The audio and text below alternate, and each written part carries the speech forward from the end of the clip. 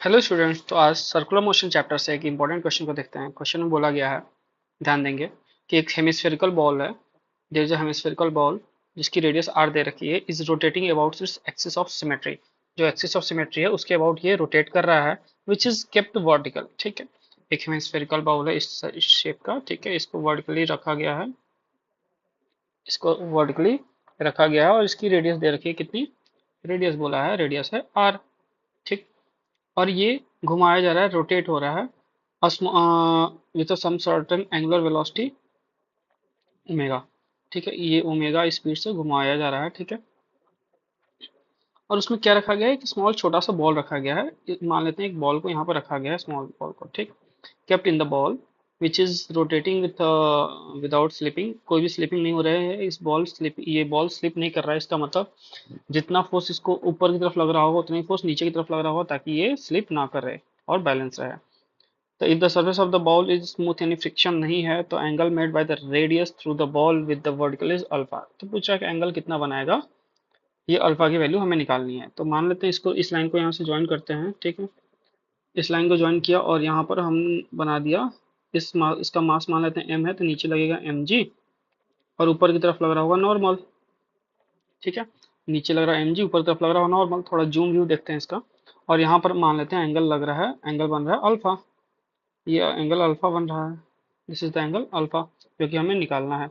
ये अल्फा होगा तो ये भी अल्फा हो जाएगा बाई ऑल्टरनेट इंटीरियर एंगल, क्योंकि ये वाली लाइन और वो वाली लाइन, दोनों लाइन नॉर्मल वाली लाइन और ये वाली लाइन, दोनों लाइन पैरेलल है। ठीक है, तो और अगर ये वाला पार्ट कैपिटल आर है, ध्यान से देखेंगे ये वाला हिस्सा कितना है, कैपिटल आर है बोला गया है क्वेश्चन में। ये वाला कैपिटल आर है, ये वाली लेंथ कैपिटल आर है, और ये वाली लेंथ को हम मान ले रहे हैं स्मॉल आर। ठीक, ये स्मॉल आर हो जाएगा और सबको पता है। तो ये आर, ये वाला पार्ट कितना हो जाएगा, आर कॉस अल्फा। ये वाला पार्ट कितना हो जाएगा, आर कॉस अल्फा। और ये वाला पार्ट कितना हो जाएगा, this will be equal to R sine alpha. ठीक है, यहाँ तक बातें समझ में आ गई। आगे बढ़ते हैं, अब देखते हैं ये जब जब रिवॉल्व कर रहा है तो इस पर्टिकुलर रेडियस के कारण बाहर की तरफ इस पे एक लगेगा सेंट्रीफ्यूगल फोर्स, और वो कितना होगा, M V square by R. M V square by R. ठीक है, या फिर ऐसे भी बोल सकते हैं M R omega square. M R omega square, बात एक ही है क्योंकि हमें पता है relation V is equal to क्या होता है, आर इंटू ओमेगा। राइट, तो सारे फोर्सेस को बराबर करते हैं और नॉर्मल के कंपोनेंट भी तोड़ देते हैं। तो नॉर्मल के कंपोनेंट तोड़ेंगे तो नॉर्मल हमारा तो एक्चुअली इस तरफ लग रहा होगा। राइट, नॉर्मल सरफेस के कारण इस तरफ लग रहा होगा, ये रहा नॉर्मल।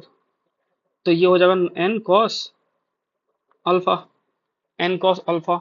उसका एक कंपोनेंट इधर हो जाएगा N sine alpha, N cos alpha and N sine alpha. ये बात समझ में आया क्या, क्या बोला गया भाई, नॉर्मल हमारा इस डायरेक्शन में लग रहा होगा, नॉर्मल इस तरफ, तो इस तरफ लग रहा होगा। ध्यान देंगे जरा, ये हो गया नॉर्मल इस डायरेक्शन में, ये हो जाएगा एन कॉस अल्फा और ये हो जाएगा एन साइन अल्फा। राइट, आगे बढ़ते हैं। ठीक, तो यहाँ तक बातें समझ में आ गई, सारे फोर्सेस का हमने बना दिया। अब इसको सॉल्व करते हैं, सारे फोर्सेस को बैलेंस कर देते हैं। तो सारे फोर्सेस को जब बैलेंस करेंगे तो देखते हैं क्या क्या बनेगा हमारे पास रिलेशन। तो एन कॉस अल्फा, जो एन कॉस अल्फा हो जाएगा वो किसके बराबर हो जाएगा, N cos alpha will be, देखेंगे जरा एन कॉस अल्फा किसके बराबर है, एन कॉस अल्फा किसके बराबर है, एम जी के बराबर है क्या, दिख रहा है, टोटल अपवर्ड फोर्स बराबर टोटल डाउनवर्ड फोर्स। तो एन कॉस अल्फा बराबर क्या हो जाएगा, एम जी। ठीक, नेक्स्ट एन साइन अल्फा किसके बराबर है, जरा ध्यान देंगे। तो एन साइन अल्फा किसके बराबर है, एम आर ओमेगा स्क्वायर के बराबर है। Total right hand side force बराबर total left hand side force के। ठीक, इसको भी बराबर कर लेते हैं। ठीक, तो यहाँ से हमारा क्या हो जाएगा, एन साइन अल्फा,